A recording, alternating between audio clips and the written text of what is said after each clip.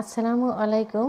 আমি doctor Rikta Parvin, chamber সেবা homeo complex and সেবা ডিজিটাল ল্যাব, সদর হসপিটালের পূর্ব পাশে, মাগুরা। প্রভাষক হিসাবে কর্মরত আছি Magura homeopathy medical college and hospital. আমি আজকে শেখচিরপুর যে মেডিকেল টিপসটি বলবো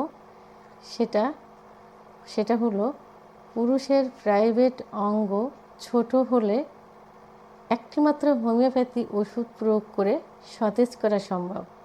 আমাদের প্রথমেই জানতে হবে পুরুষের প্রাইভেট অঙ্গের সাইজ কতটুকু হলে পারফেক্ট।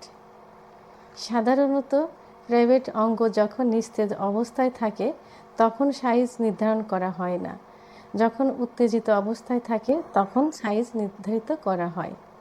সাধারণত উত্তেজিত অবস্থায় 3 থেকে 3.5 ইঞ্চি, 4-5 ইঞ্চির মধ্যে সীমাবদ্ধ থাকে।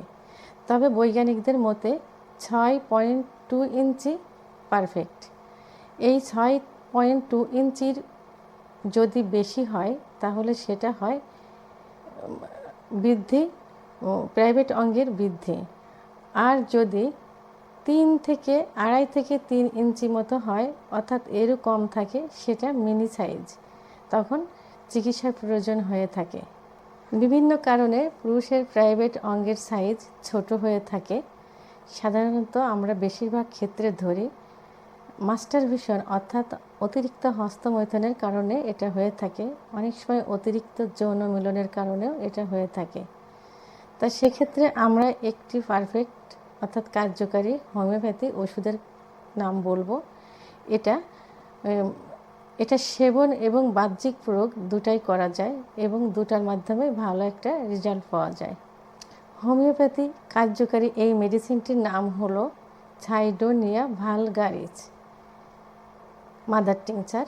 ওষুধটি 10 ফোঁটা ঠান্ডা পানি সহ দিনে 3 বার খাবার আধা ঘন্টা আগে অথবা আধা ঘন্টা পরে সেবন করতে হয় এবং একই ওষুধ 20 ফোঁটা হাতের তালুতে নিয়ে 5 মিনিট সময় ধরে আলতোভাবে ম্যাসাজ করতে হয় যেন উত্তেজিত না হয়।